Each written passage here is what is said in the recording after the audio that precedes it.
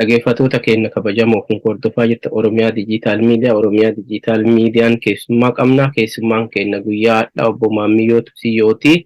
Oromiyaa irraa magaalaa Shaashamannee irraa waliin dhiyaannee jirra. Obbo Maammiyyoo waliin turtii waliin dabarsinu keessatti mata duree garaagaraa kaafneeti kan mari'annu asirratti nu hordofaa isiniin jedha.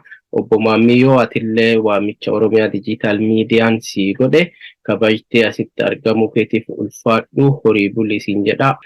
Maammiyyoo Tusiyyoo nama yeroo dheeraa wal beeknuuni toora intarneetii kana irratti gabaabamatti Maammiyyoo Tusiyyoo kan dhalatan godina Arsii Lixaa aanaa Nageellee Arsii ganda Godee Duuroo yoo ta'u yeroo ammaa kan jiraatu godina Arsii Lixaa aanaa Shaashamannee yookaan magaalaa Shaashamanneeti. Haga Maammiyyoo hagana yoo jedhe waan itti aanu innumti Maammiyyoon eenyu ka jedhu kallattiin akka of nu ibsu affeeraa Maammiyyoo waamicha Oromiyaa Dijiitaal Miidiyaan isinii godhe kabajtee asirratti argamuu keetiif ulfaadhu siin jedha. Anaa dhufu baga nagayaan gara Oromiyaa Dijiitaal Miidiyaa dhufte. Tole, isinis warri miidiyaa kanaa yaaddaniiti haqa baasuuf gartuu gurra yookiin bal'aa fi gahuudhaaf isiniif galatoomaa isin jedha. Jaarraan kun jaarraa teekinooloojii keessatti immoo haqi namaatii fi haqi hin dhokattu jechuudha. Kanaaf waan immoo adeemsa qabsoo keenya keessatti icciitiidhaan waggaa dheeraadhaaf dukkanaa sana yeroo Oromoon sareetti adamsamee ajjeefamu sana kallattiidhaan nama waliin hojjetaa ture waan ta'eef carraa kana naaf laattee waa'ee Maammiyyoo eenyu jedhu namoota waan gaarii naa yaadanis badaa naaf yaadan yookiin immoo turtii Maammiyyooti fi eenyummaa Maammiyyoo hubachuudhaaf affeerraa naa godhuuf maqaa miidiyaa keessaniitiin ulfaadha. Hayyee galatoomii mee gabaabamatti yaa ulfaadhu jedhaati teeknika xiqqoo wanna ulfaadhu siin jedhaati gabaabamatti mee Maammiyyoon eenyu sadarkaa barnootaa Maammiyyoon hagam baratanii jiru Maammiyyoon ganda kamitti dhalatanii ani haga wayii jedhee jira Godee Duuroo jedhee na fakkaata. Amma eessa jiru sadarkaa barnootaa eessa jiru sadarkaa hojii maal irra jiru kan jedhu mee Maammiyyoon sadarkaa barnootaa fi gabaabinatti Maammiyyoo wanti ibsuu danda'u kana kan jettu qabaatte yeroo jalqabaatiif miidiyaa kanarra waan nu dhiyaatteef. Tole, hedduu galatoomaa Maammiyoon miidiyaa irratti miidiyaa hawaasaa irratti beekamaa waa barreessaa. Haa ta'uutii namni waa barreessu kun akkanuma lafaa fi barreessamoo kaayyoo wayiitii fi kaayyoo qabatu immoo ka'umsa irraa ani Maammiyyoo jedhama. Kan itti dhaladhee guddadhe iddoo seena qabeettii gandaa godhu iddoo addaa Leencoo jedhamu. Yeroo dhaladhee bara 19 akka lakkoofsa Itoophiyaatti ergasii bara 1986 akkuma qubeen laatiinidhaa eegalee mana barumsa Godeetitti barnoota nama caadaa jalqabe. Baruma kana keessatti immoo 1986 hanga 1989 mana barumsa Godee sadarkaa jiddu galeessa sadarkaa lammaffaa barataa ture. Erga baradhe haayiskuul ammoo yookiin kudhanitti mana barumsaa aanaa fi kan taate mana barumsaa qofa barnoota ta'uu eegale.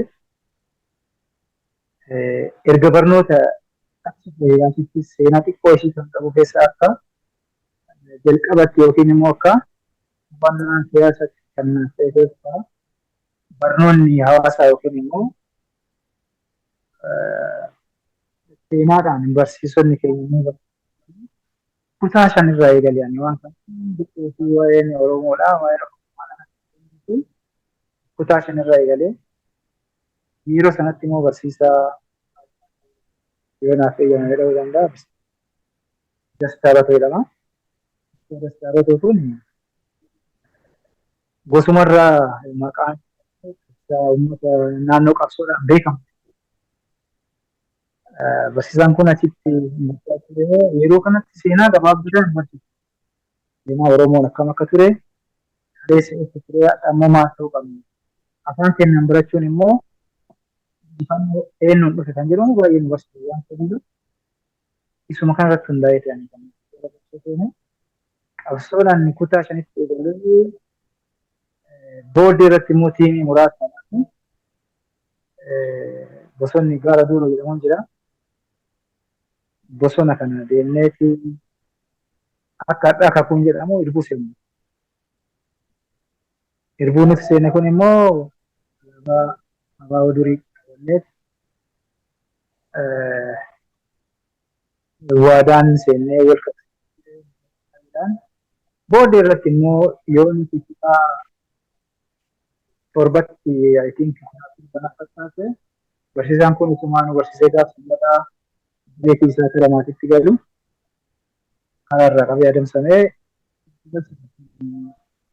lama sadii gidduu sana fakkaate yeroo dheeraaf toorsi isaanii ta'e kun iddoo maatiin hin deemnetti dhufe kan turedha. Ka'umsi ishee qabsoo biyyaa barsiisa kana to'achuu barbaadeef qabaabinaa. Isarra kan ka'an immoo kofaletti nama jabaa haatuu beektota miidiyaa irratti falmataa taate jedhama. Qabsoodhaan immoo yookiin maqaan biyyaa beekamu Abdulaziz Abdulqaadir jedhamu nama jabaadha. Nama jabaa Oromooti. Nama cimaadha tootaalii. Barattoota isaanii gam tokkoon gam tokkoon immoo hubannaa Oromoo kaleessa maal keessa ture amma baram deemudha. Nama cimaa bu'uura qabsoota jedhamte keessaa falmataa taate yookiin immoo Abdulaziz Abdulqaadir jechuudha. 1994 jaha kofaletti haayiskuula gurguruu qabxiin intiransis qabxiin gaariin mul'atu qabxii yoo sanii ulfaataadha. Lama tuqaa 87 jiree preparatorii barachuufis qoosuu haalli qabsoo kanaa immoo kanaa fi kallattii biratti waan preparatorii dhiiseet nuti dorgomee fi kolleejii barsoota Jimmaa irratti immoo maatiraa saayinsiidhaan barumsa kan koo waggaa 3 gaafa kanaa dhaluma jedhameeti chaalenjiin jechuudha yookiin immoo wanti kun namaa hin jiru jechuudha. Wantoota baay'ee namaa ture kaadiroota yeroo saniitiin baay'ee adamsamuun kun immoo moorum kamtee itti dhiyaataadha. Isaan adamsan kana akkam godhee itti dhiyaatee jara kana faana akka sarvaayivu godhee kan jedhu mala tooftaa mataatti yaa'u. Namoonni baay'een malee ari'amanii hidhaman baay'ee ta'anii isaan kana keessaa immoo haala miineen haala of hin saaxilu akkuma ati beektu qabsoo 2016 sana isuma sana bu'uura godhadhee yeroo sana haalli qabsoodhaa baay'ee ulfaataadha. Qabsoon maal barbaaddu? Qabsoon bu'aa lamaa sadii barbaaddi. Qabsoon diinagdee barbaaddi, beekumsa barbaaddi, tumsa barbaaddi. Garuu qabsoon kenna qabsoo miti Oromootitti goonu qabsoo kana sadan qabeenya. Tumsa hin qabu, faayinaansii yookiin maallaqa hin qabu, beekumsaanis kan utubame miti. Maattu kana godhe yoo jenne yeroo dukkanaa, yeroo sodaachisaa, yeroo abbaan dhibee akka barbaadu nama godhu keessa kan miidhame kan ari'ame kan barumsa barbaadu baay'een isaa immoo carraa sadarkaa guyyaa addaa baay'een jiraachuu danda'an jechuudha. Walii galatti haalli dhufaatii qabsoo naannoo qabsoo biyyaa kun baay'ee hedduu kan ringii keessa ture jechuudha. Sarkulaarii waan ta'u keessa ture jechuudha. Gaafa Jimma deemuttis maal ta'e namni baay'een miidhamaan barbaadu garmalee akka malee ta'a. Ijoollummaan kennaa yookaan asii waliin deemaa ture garaa waliin hin beeknu waan ta'eef akkuma garaa haadhaa gurree murtaa ittiin immoo akkuma gaafa gubbaa irratti jalqabe sana akkam ta'eetiin paartii biyya bulchaa yookaan dhiyaatteeti. Saba kanaa yookiin uummata kanaa waa'ee sagalee ta'uu danda'a jedhu. Amma kana keessaa maal goonaa? Miseensa paartii OPDO jechuun yeroo sanatti 1997 bakka Jimma seenne 98 jechuudha. Giraajuushinii irratti paartii kana ta'e. Baay'ee seenaa nama tokkoo namni taata. Profeesar Asaffaan nama cimaadha. Nama yeroo sanatti kolleejjii keessatti nan beekan yeroo isaan beekan nama seenaa guddaa saba ari'amaa ture. Hidhamaa ture dhuma barsiisu jechuudha. Isa horii jedhanii saayikooloojii nu barsiisa. Innis irree naa ta'e humna naa ta'e. Qabsoo kana maqaa kiyya ammoo hiriyoonni keenya baay'een hin beekan. Gaafa dhagaan immoo maamilloonni OPDO ta'e bakka nu basaasaa waan hin jaatatan. Dhugaa OPDO dubbachuudhaaf illee OPDO gaafa paartiin wayyaaneedhaa fi dargiin wal lolaa ta'anii biyyaa bahee wayyaaneen tajaajila qabatti seenaa qabeen beektan. Seenaan sun immoo otoo ABO'n baqatee bahuu baatee Oromoon bakka kana sadarkaa kanarra jiru. Bahuun isaa garuu Oromoo akkamitti yoo jenne akka ABO'dhaa OPDO'n hin baane. Keessoo fudhatee tuffatamus, arrabsamus, hidhamus, namummaa ta'us keessoo fudhatee saba kana ciisisuu qabna. Yeroo hambaan qabsoo Oromoodha. Jaallatanii Duraa Gammadaa. OPDO kana miilaan qaqqabanii sabni Oromoo kun akka mataa wal qabatuu fi hojjetaa turan. Isaan san keessaa seenaa kan kennu ani dhaloota qubee fi qubeen eegalee oduu OPDO'n jiraachuu baatte immoo qubeen fileetti boquu danda'u. Kanaaf qubeedhaan barachuun qubni isaa abbaan qubeellee OPDO ta'uu baate seenaa kana tursiisuudhaaf Oromoon gaheen OPDO gahee leencaa. Kana yoo jenne immoo namni baay'een waa'ee OPDO dubbatanii akka waan gahee hin qabnetti fudhatan. Oduu OPDO'n jiraachuu baatee Oromoon sadarkaa kan ta'uu danda'u. Akkuma ammaa waraabeyyiin kaabaa yookiin bineensi kaabaa waggaa dheeraadhaaf ofii isaaniitii akka barbaadan Itoophiyaa turan kana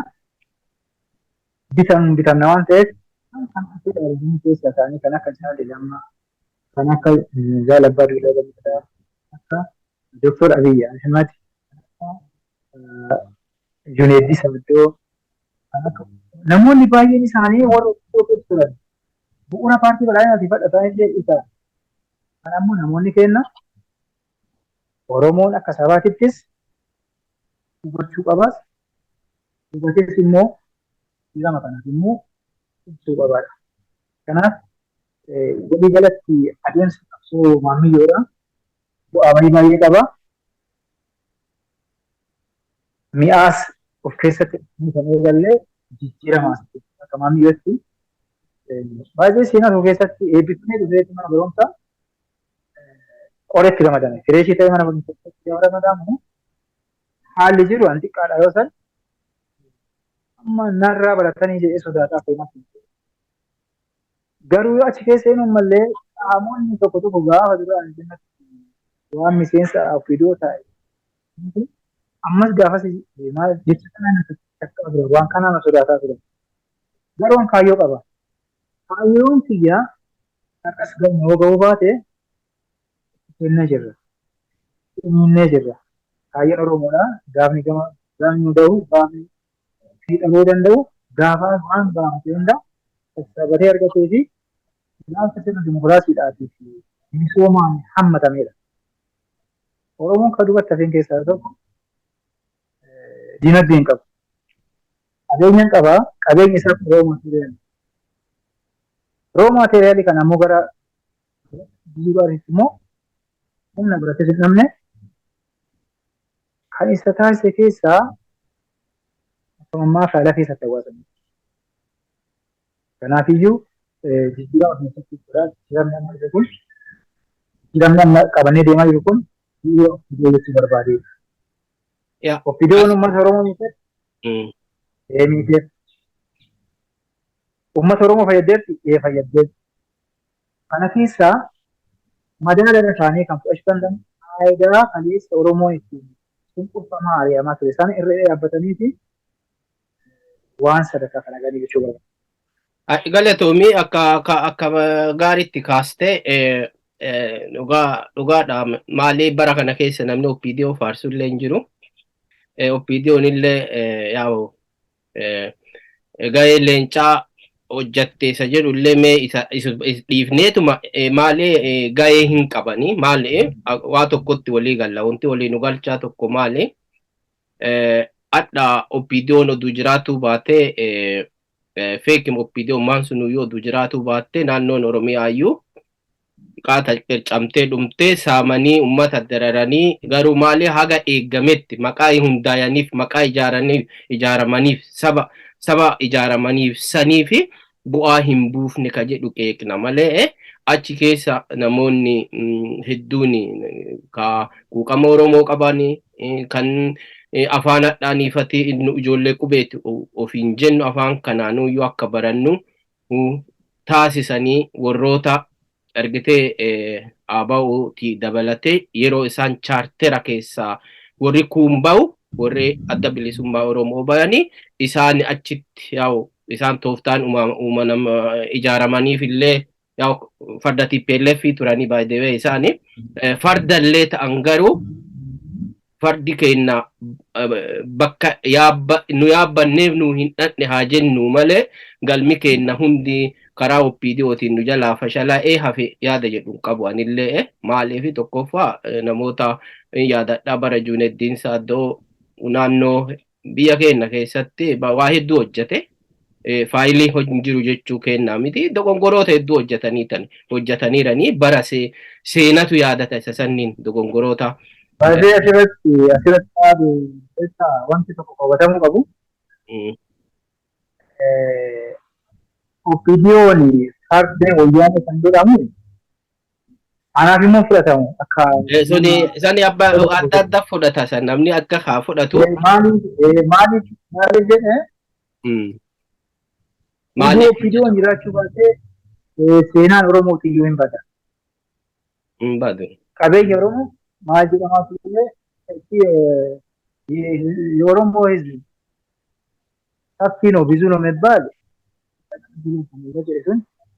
የኦሮሞ መሬትም ሰፊ ናት ማለት ይችላል።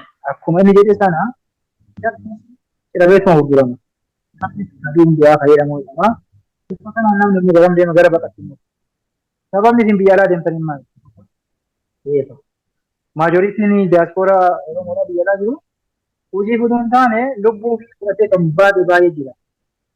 garuu hedduun isaanii biyya kana tuulee hin deemu jedhu fiduu akka isaaniiti TPLF mormaa turan TPLF qofa qaban haa ergaman isaan barbaadan kan inni kun mata duree biraati inni kun maammiyyoo lamee amma wotti walii gallee bira darbin waa'ee OPDO waa'ee amma gahee leencaa jennu kana irraa haa kaafnuudha malee amma isaani warra du'a illee warra jirullee warra du'a illee warra jirullee maaliif warra du'e siin jedha si fakkaata wayin du'e jechuufi du'e hin banne PP ta'e kanaaf saniitti dhufnaa ofafoo qaba mata gaafii akkasii saniin qaba ofafootti haa ta'uti warri kun OPDO'n waa hedduu waan gootota babbareedoo wantoota gaarii waan guddaa hojjetanii jiran garuu maali hojiin isaan gaheen isaan qabanii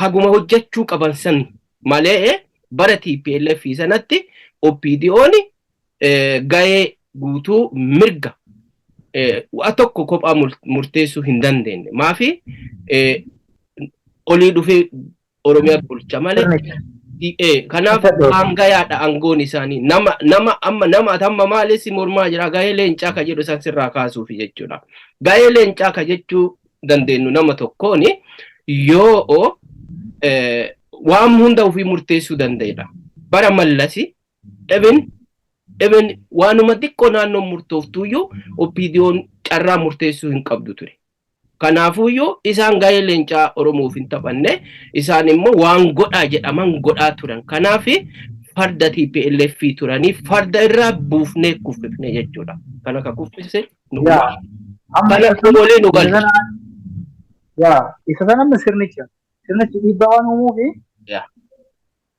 humna gaafata waa hunda gaafata waan ta'eef beekamumni keenya faffacaatu yeroo sanatti akka ammaa walitti hin sassaabamne kanaaf walumatti waliin hubachaa yeroo sanitti namoonni quuqama namoonni akka amma ati jechuu yaaddutti akka OPDO murtee akkanaa murteessuu danda'an jedhamanii yaadan hundi dhayamanii jiran ajjeefamanii jiran meeqatu OPDO ma keessa ta'e paartii masan keessa ta'e kama achi jiran numa sababni paartii isaanii san dinnee jennaan biyya ari'atamne malee waa tokkoo fi miti waan biraati miti kanaafuyyuu warroonni waa murteessuu danda'aman yeroo sanitti illee carraa haga godina itti aanaa itti gaafatamaa godina tokkoyyuu ta'uu hin qaban ture yoo afoo dhaabbatta ta'e ceempoo kaafadhu yaanii dhaabatte achitti wantoonni afaan mana OPDO san keessa jiru hedduutu ture yeroo sana jechuudha of ibsisiin jedhanii wanti itti of ibsitu kun farra ummataa farra shororkeessummaa farra maali afaan achi keessatti bakka wantoonni hin jirre hin jiru jechuudha bara sanatti kasiin akkasi godhu suni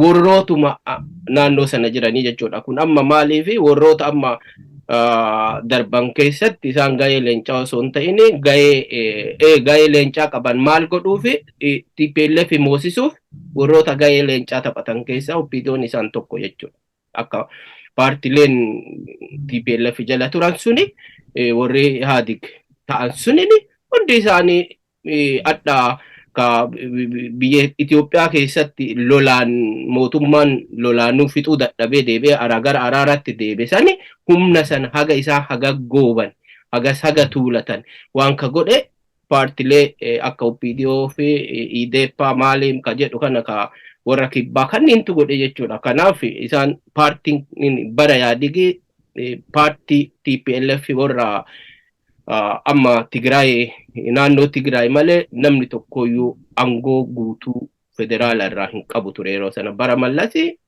osuma murteessaa isuma qabaa isuma qalla jechuudha kanaaf kanumaan bira darbina mee waa'ee bara TPLF san keessatti yeroo baay'ee waa'ee qabsoo hedduu kaaftee dhugamaa namoota tamma maqaa kaaftu kanniinillee Abdullee Ziisinfaa Keeniyatti illee waliin tureera waliin illee yaa'u dhaaba tokko keessa tureera waan wayillee waliin hojjetaa tureera hin beeka nama jabaa dhugaa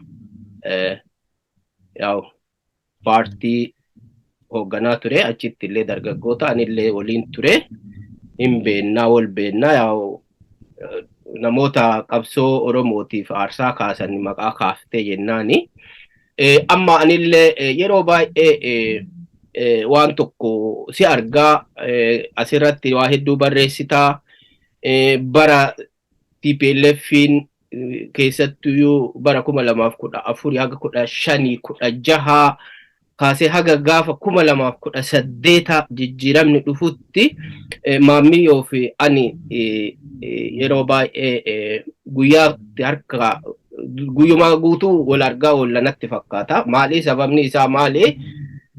Waa'ee naannoo keenyatti deemu hunda yoo si saaxilu baadhe.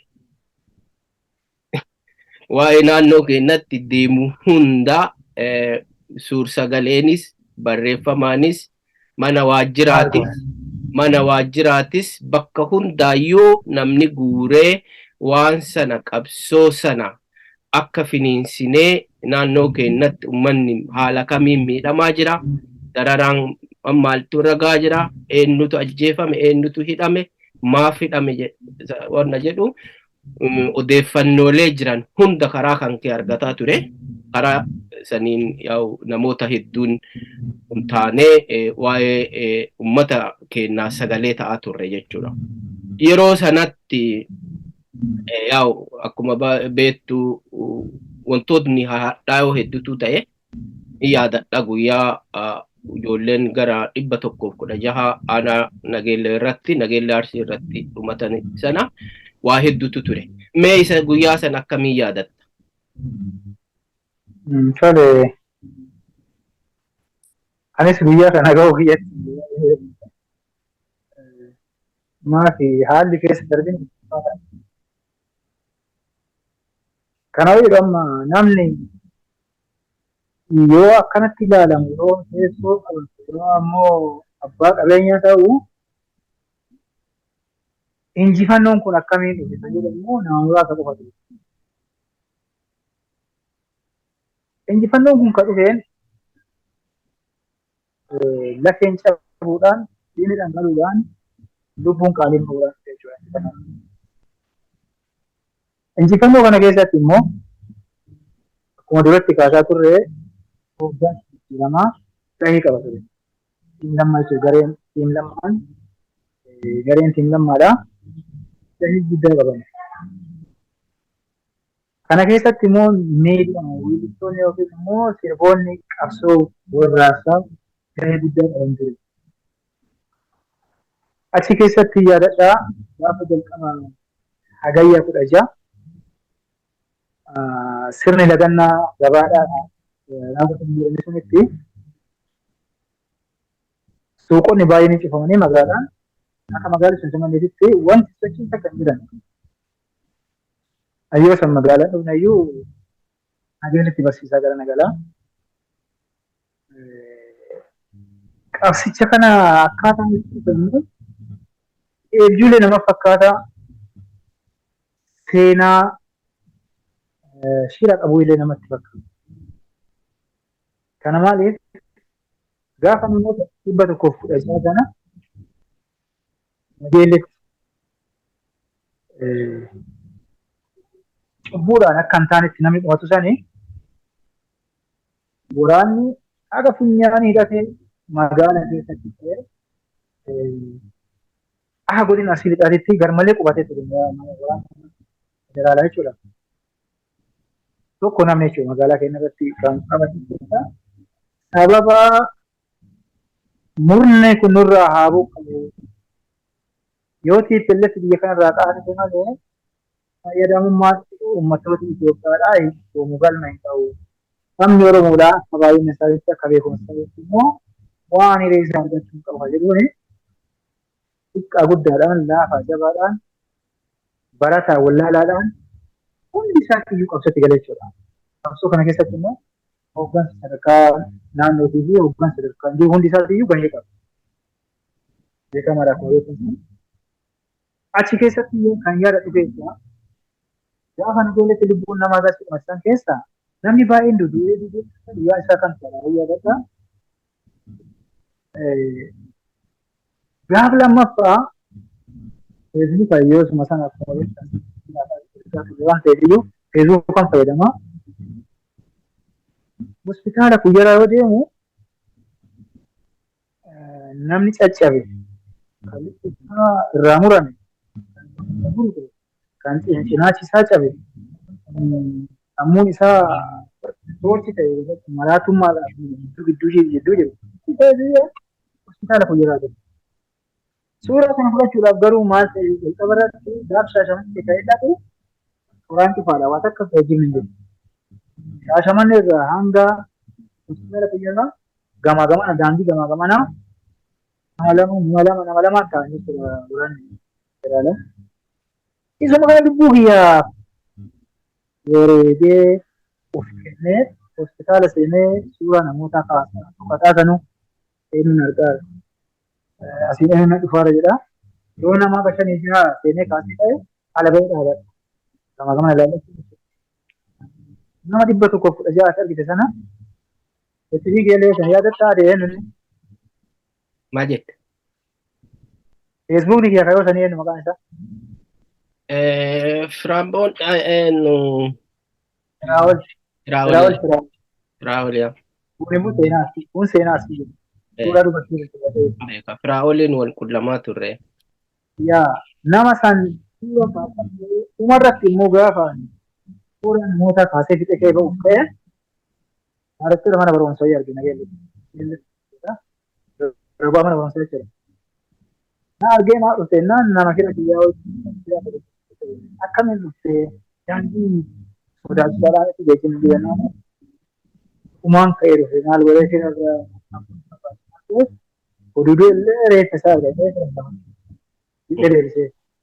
Isa kana gurbaan kun maal na godhe gara waajjiraa deeme yoo sanii hoogganaa waajjira barnootaa nama eegalu hin dandeenye. Maamiyyoon birrii jabaadhaan qoodaa fi hidhees dhaqee na hima. An birrii waliin arguun beektu yeroo ta'u hundi kanaaf yoo dhabsiisee birrii kana. Birrii na tokko namoota miidhamanii birrii jedhaa turre. Leeppisii guyyaadhaa illee turre karaa koree biraatiin guuraa ture xiqqoo karaa sanii wal dhabnee ture yaadadha. Yaa birrii kunis nama sayyaatti garuu abbaa feetee irraa fuutee maal gootee namni shantamni tokko kan yaadadhu nama qorishee argatee nama yaadan nama 116 keessaa.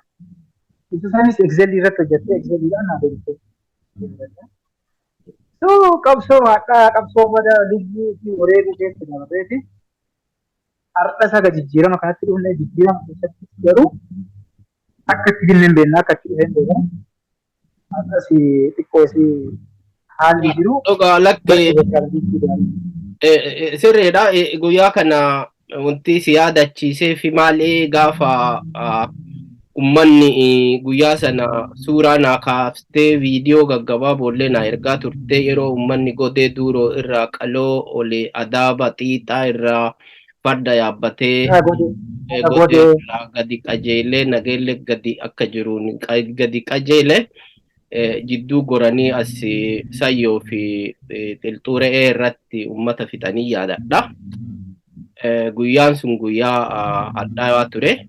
Guyyaa nama kenna bineensi buleen jechuudha ijoollee lafaa dhufaa nama kadu'eef ka galeeyyuu yeroo itti wallaalamee turetu ture inni yaa'u san bira darbine amma maarree kana ka'umsumaaf wanti si yaadachiisee fi yeroo sanatti akka quba qabutti namoota yeroo sana akka naannoo keenyatti du'a namaa namni akka hin duune jedhaa jirra malee namni akka hin miidhamne sabni kun akka hin miidhamne jedhaa jirra diinaan walitti ka'aa jira qabeenya kiyyatu saamamaa jira mirga kiyyatu sarbamaa jira jedhee iyyataa jira nama kana ijoollee tana hin ajjeesina bakka nu jennutti immoo warroonni sunniin warroonni adhallee angoorra jira hedduun hin jiranii gaafas immoo deebi'aniiti haga warra keenna naammoo na umaayyuu asittuyyuu akka namaan na ajjeesisan yeroo barreessan turan jechuudha.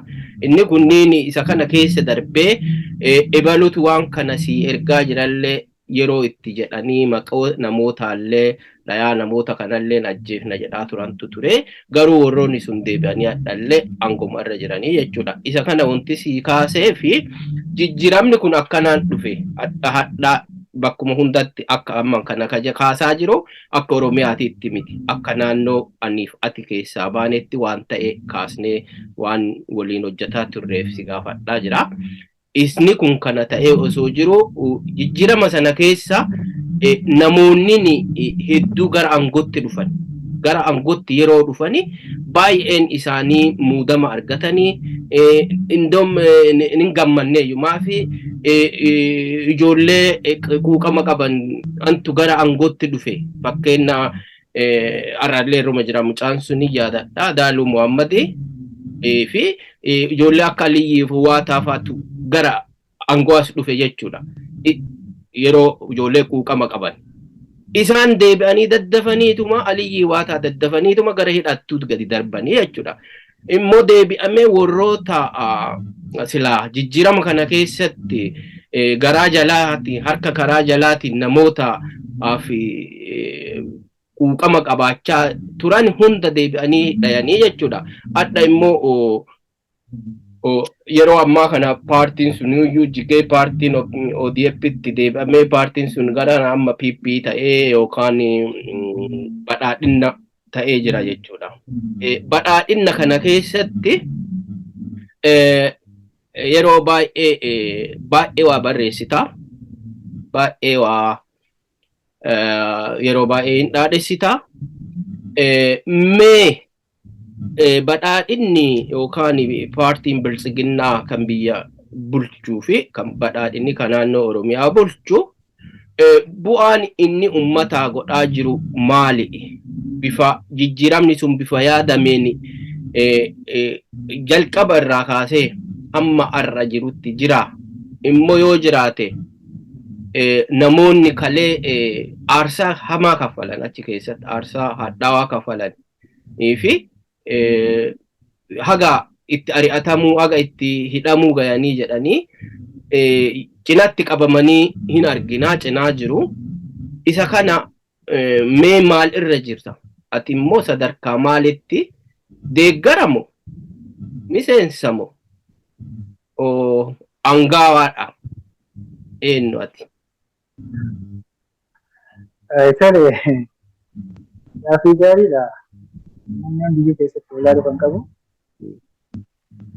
paartiin badhaadhinaa yookiin immoo ODP'n jalqabaa paartii akkuma dura dubbataa jirree lubbuun qaalii nafeen itti qaltee dhiigni itti dhangala'een paartiin baay'eedha. So paartii hedduu ibiddaan qoramee rakkoo ulfaataattis darbee dhufe waan ta'eef iyyuu paartii kana deeggaruu filadhe jechuudha. Kanas kan deeggareef keessaa haalli dhufaatii yookiin hundeeffama paartii kanaa gaaf jalqabaa TPLF'dhaan qottee wal qabanii pirezidaantiin naannoo yeroo sanaan Oromiyaa bulchaa ture Jaalamaa Magarsaati. Jaalamaa Magarsaa immoo jaalalaa fi kabaja uummata kanaaf qaba. Ulfina guddaa saba kanaaf qaba. Isa kana irratti hundaa'ee maal ta'e gaafa jarri labsii labsan gaafa jarri koomanditootti hojiirraa oolu jedhan gaafa jarri ammoo hooggansi Oromoo yookiin immoo jiraata Oromoo maqaadhaan Oromoo jedhamee haa adamsamu haa ajjeefamu haa jedhamu noo jedhaa turan. Tootaalii isaa jechuudha. Noo jedhanii gaafa dhufanii dhumarratti maal jedhanii nuti jedhe lammaan eerroo miliyoona 5 diina godhannee eenyu waliin qabsoofna. Eerroo miliyoona 5 diina godhannee eenyu waliin qabsoofna kan jedhu gaafatti immoo eerroo dhuguma caalaa onnee horatee paartii kanallee kan jibbaa ture itti dhiyaatee waliin hojjetaa ture jechuudha. Kanaan wal qabatee akka maamilli walitti jechuudha. Paartii kana deeggaruudhaaf kan filatee inni ankalee miseensa godhatee abaawan jechuudha. Buusii buusaa turree maal godhaa turre Oromoo gosaan qoodee balbalaan qoode. Asii lixee moggaasee Wallagga lixee moggaasee Baale lixee Harargee lixee Booranaa lixee Oromoo gosaan qoqqoodaa ture. Qoqqooduudhaaf ragaan immoo beekamaadha. Abaa'oon jalqabaa kan jaarraa abbaa gadaa Jeneraal Waaqoo Guutoo, Taaddasaa Birruu, Hussein Bunee qabsaa'onni kaleessa uummatan dabarsan kanneen irratti qoosaa ture jechuudha paartii abaa'oon. Isa kanaaf immoo gurmaanni eenyu jedhee qayyade. Akkuma abaa'oon kaleessa akka raamootitti firaagmentii ta'ee qoqqoodamaa ture sanatti paartii kana deeggarramoo maal goona kan jennutti ilaalcha kaayyoo yookiin immoo mul'ata kiyya qabadhan. Mul'ata keessan keessaa ijoommanni paartii badhaadhinaa paartii biyya jiru ODP jechuudha kan yeroo ammaa badhaadhina kana garuu dirqama biyya jedhee paartii kana gala. Egaa paartii kana gallees injifannoon gurguddaan galmaamaa turan. Injifannoolee kanneen jalqabaa keessaa Oromootti humna horan. Humna jechuun akka onnee godhatan akka beekan taasisan jechuudha paartii kana. Inni jalqabaa akka dhufaniin akka muummichi ministeera Dr. Aangoo qabate labsii jalqabaa hidhamtoonni siyaasaa mana hidhaatii haa bayanii jedhanii qophaa'e. Akkasuma yaasan. Namoonni kaleessa maqaa qabsoo Oromootiin biyyaa bayanii biyya alaa turanii biyyatti haa galanii jedhan. Jaarmiyaaleen siyaasaa maqaa abaa'ootiin maqaa haalitiin kaleessa mootummoonni dhufan darban hundi isaaniitiyyuu nyaataa turan maqaa balleessaa yaa turan. Hundi isaaniitii biyyatti haa galanuu jedhan. Akkana godhaa ture nuni paartii ODP karaa badhaadhinaa ture jechuudha. Paartii kana hunda godhee biyya keessatti immoo nageenyi tasgabbaa'aa wal amanteen saboota keessatti misoomni hunda galeessi iddaan akka lafa qabatu akkasumas jedhee tokkummaa sabootaa fi sablammoota Oromoo irratti amantaa akka horatu gaafii saboonni yeroo dheeraadhaaf gaafatan saboonni adda addaa naannoo kana jedhanii sirna jedhanitti hiikalli ibsanii dhiibbamaa turan naannoon akka kennamuuf akka taasifame labsiiwwan adda addaa fakkeenyaaf labsii farra ture keessumaa paartiiwwan garaagaraa kan paartii adda bilisa baasaa uummataa Gambeellaa, adda bilisa baasaa uummata Tigraay, adda bilisa baasaa uummata Oromoo Qaqabaa'oo hundi isaaniitiyyuu shurkeessummaan kun akka irraa bu'uudhaati paartii shoora guddaa qabate waan ta'eef iftoominaan deeggaruu barbaade jechuudha. Ammas taanaan paartii badhaadhinaa hanqina isaa akka fooyyeffatu itti agarsiisaa waliin qorsaadhaa karaa itti mul'isaa paartii ce'u paartii dhaloota qubeetii fi paartii Oromoon bulchaa jiru waan ta'eef paartii falaasama mataa isaa baafatee ollaa irraa hin taane biyya alaatii hin taane paartii falaasama mataa isaa falaasama abbaa gadaa falaasama Oromoon kalee hammataadhaa guddifachuu beekamaa paartii hammachuutti amanu paartii hammachuudhaan beekamu jechuudhaanii kitaaba muummicha ministeera Dr. Abiy Ahmediin eda'amuu isa jedhuun barreeffama lammiileen biyyattii hundi kitaaba uummanni Itoophiyaa miliyoona 110 haga Tigraayitiin baate jechuudha. Deeggaraa turan. Booddee irratti immoo Tigraay faayidaan kaleessaa waan jiraatu qabeef waan jalaa badee bosonatti galchee mootummaa kana waraanuu filatee jechuudha. Deemee sababni paartiin badhaadhinaa deeggaramuu keessaa tokko gaafii uummanni Oromoo kaleessa gaafataa ture gaafataa hin turre paartii deebisaa jiruuf deebisee turee fi ammas deebisaa ture. Irreessi malkaa Finfinneedha. Waggaan uffata tokkummaan wali addaansitee ture gaafii uummata Oromoo ture. Gaafii paartiilee morkattootaan ture. Gaafii muummichi ministeeraa hayyoota waliin malatee ofii isaatii deebiseedha. Anis gaafa qabsoomni qabeessa barataa ta'es hojjetaa ta'es waa'ee irreessa malkaa Finfinneedhaa gaafii keessatti akka ati kun deebi'ee ture. Inni lammaffaan immoo magaalaan guddoon Oromoodhaa handhuurri isii Finfinnee biyya biraatiin immoo akkuma Baahar Daar Amaaraa Daar akkuma Maqaleen kan Tigraay taate akkuma Hawaasaan uummattoota kibbaa yookiin Sidaamaa taate magaalli Finfinneedhaa magaala guddoo Oromooti. Heeraa fi seera biyyattiitti faayaa kan jedhuuni irra dhaabbatanii mormanii magaalaa Finfinnee keessatti barnoonni afaan Oromoo ta'ee kennamu hojiiwwan adda addaa achi keessatti immoo waajjiraaleen garaagaraa keessatti wantoonni gurguddaan ani beeku hin beeknes magaalaa Finfinnee keessatti karaa dhoksaanis ta'e ifaan hojjetamaa jiru. Isa kana kan hojjetaa jiru paartii badhaadhinaa paartii yeroo biyya deebisaa jiru.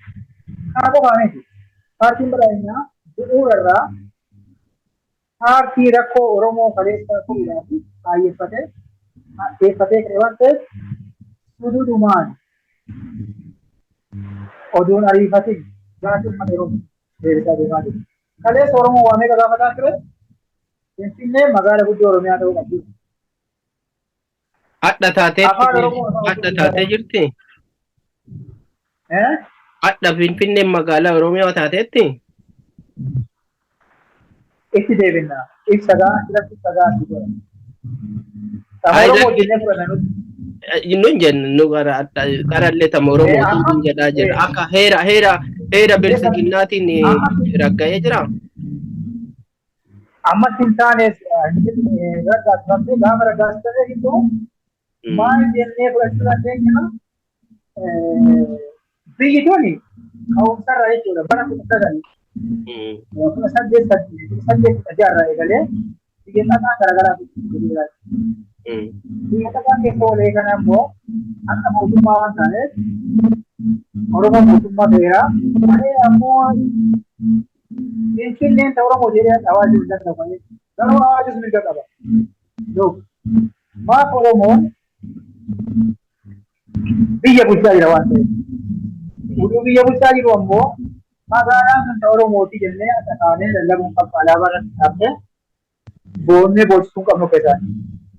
Maalidhaa fi akkuma magaalonni tuman dura maqaa dhaheessanii magaala muummee isaanii taate Finfinneen magaala guddoo Oromooti. Keessoo mootummoota Afrikaa yookiin immoo yaa'ii gamtaa Afrikaati. Magaala sabaaf sablammoonni adda addaa jaalalaa fi kabajaadhaan keessa waliin jiraatan. Magaala qoonsilaawwan adda addaa akka idil addunyaatti keessa jiraatan. Magaalaa kana akka lafaa kaanee mootummaan kan Oromooti jedhee yoo labse yoo dubbate waan akka uumamuun beekna. Magaalaaleen Amaaraa maqaasfatanii iyyaa jiranii sababa manneen barnootaa magaalaa Finfinnee keessatti eegalanii jiru. Sababa afaan hojii federaalaa afaan shantayaa mirkanaa'u jedhu afaan Oromoo, afaan Tigraay, afaan Sumaalee, afaan Oromoo fi afaan Amaaraa kan ta'e. Mee asitti xiqqoo si dhaabee waa si qajeelchee akka waan naa hubatamuu dide tokko naa deebifta. Mee asirratti xiqqoo si dhaabeeti waa'ee Finfinnee maali jedhaa jirtu kan waa'ee paartii badhaadhinnaa kana xiqqoo na jalaa guddiste dhugaadha amma yaadni kiyya yaada adamii takka yaada kiyyatti anini Oromoon maa badhaadhina qabaate yookaan maa bilisiginnaa paartii jedhamu qabaate nama jedhee mormuu miti. Innumaayyuu akka badhina keenyaatti akka baay'ina saba Oromootiif Oromoon paartii hin qabu jedha. Fakkeenya sitti biyya keessa jira biyya Noorwee kana paartii sagalitu jira. Isaan baay'inni uummataa miliyoona 5 qofa. Paartii miliyoona 5tiif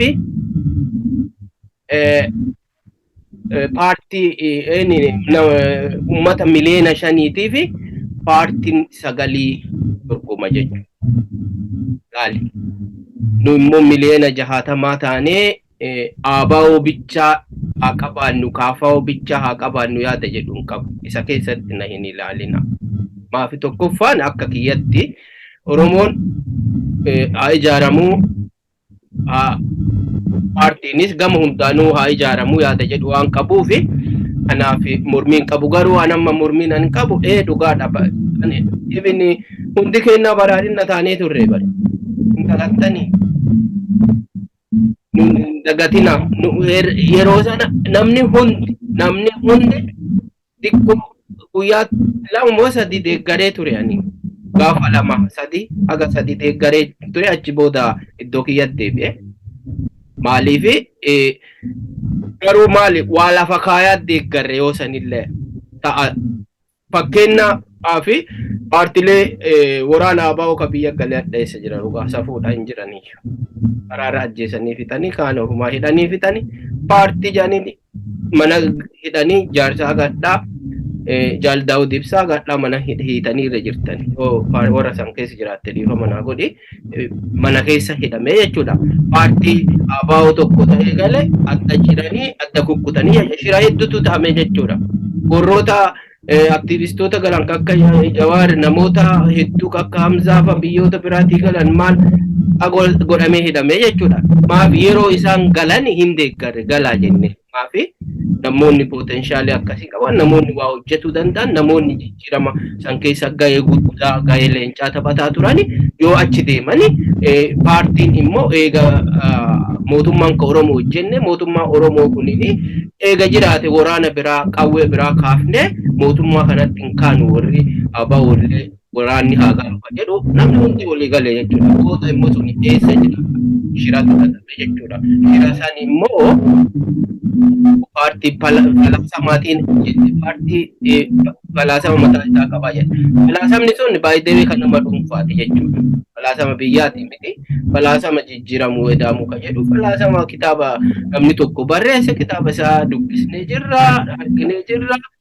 Sadarkaan inni itti jedhaa jiruu fi sadarkaan biyyatti Itoophiyaa itti jirtu wal fakkaatu jechuudha. Wal makaadha. Yaadichi yaada fudhatamu qabu. Yaadichi yaada jijjiirama qabu. Yaada bu'uuraati. Garuu Itoophiyaa irratti hin hojjetu. Itoophiyaan bakka jedhaa jiru Itoophiyaa irratti hin hojjetu. Itoophiyaan biyya badhoodha. Biyya sabaaf sablamni hedduu keessa jiraatu ijaa taatee fi wanta walii ta'uutu achi keessa uumamuu qaba yaada jedhu waan qabuu fi inni kun amma waa'ee Finfinnee kaati jettu dhiisi maaliif yoo argite magaalaan gaafiin uummata Oromoo guttaan Amaaree dhukaasaa jirti. Maal dhukaasaatti?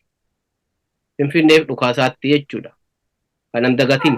Kanaaf mootummaan kun yoo maaliif sodaata yoo heerarra hin jirti. Heerin jira. Achirratti mee waan tokko ifa ka ta'uu qabu. Namni faayidaan jiraatu qabte. Oduu baadhattee illee sa'aatii 24 baadhattee deemanii wajjin. Oduu waan barbaadde gootee galas himatu. Amaara jechuun uummata bittaa malee bitamuu hin barbaanne. Malee bulfamuu hin barbaanne. Ummata maajoriitti ittiin amannedha. Ummata seenaa duudaa kaleessaa ummata jaarraa 16ffaadhaan sammuu jaarraa 16ffaatiin yaadu waan ta'aniif isaaniif deebii kennuun hin barbaachisu. Isaaniif deebii kenname yookiin isaan faana ifame jechuun hojiin asitti badaa jira. Deebii amma deebii yoo jennu asirraa qaba deebii yoo jennu deebii gaaffii ummata Oromootiif deebii deebisuu jechuu keeti moo for example Finfinneen ta Oromiyaati seeraanis jedhee ture guyyaa tokko Abiyyi muummeen ministeera Itoophiyaa Dr. Abiy Ahimad jedhee ture. Isa sana jecha sana hojiitti jijjiiruuni qabaadha. Waa'ee alaabaa jettee waa'ee faaruu jettee sunniin amma jira ka'een jiru. Sirriidha. Gaaffii gaarii gaaffii yaade. Gaaffii hubatamuu qabullee waan ta'eef.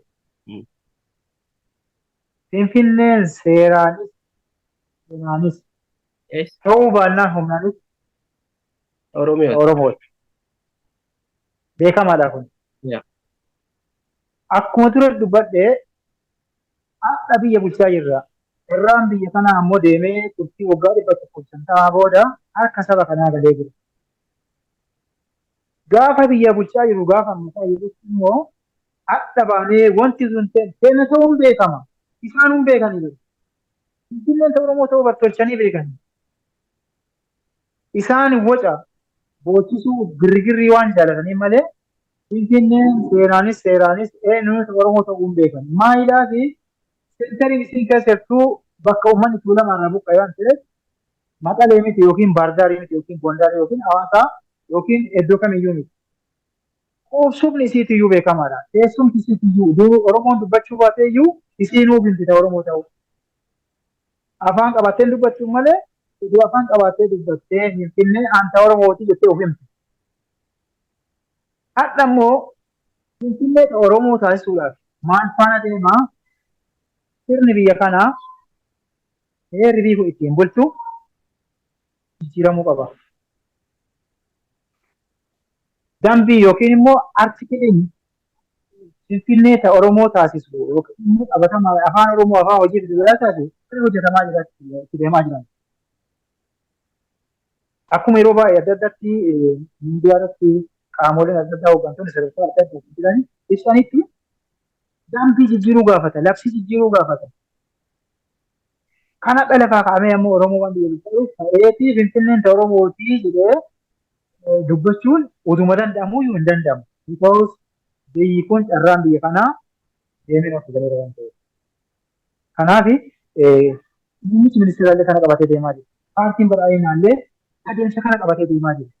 Isaan maaf jedhamu magaalaa Finfinnee keessatti faarummaa faarfamee Oromoo maaf as keessa deemaa waajjirri as keessatti maaf banamee hojjetama kan jedhanii waan boruu dhufu waan beekamuuf waan bariisaa mirkana waan beekamuuf jechuudha. Kun ammoo hin tura malee baay'ee turtii kana keessatti muummichi ministeeraa kun yookaan dhiibbaa keessaa falaatiin waraana keessaa falaatiin kan uumamaatiif kan namtolches waan baay'ee keessummeessaa ture mootummaa. Isa kanas dandamataa deemaa jiru. Bari waraansi TPLF waraansi bunniidhaa kan juntaati yookiin TPLF miti kan Itoophiyaa waraanaa ture. Waraana biyya alaati, waraana Ameerikaati, waraana Jirtuuti, waraana Suudaaniiti. Waraana hundatu bar wal gahee Itoophiyaa waraanaa ture. Kana dhageenye.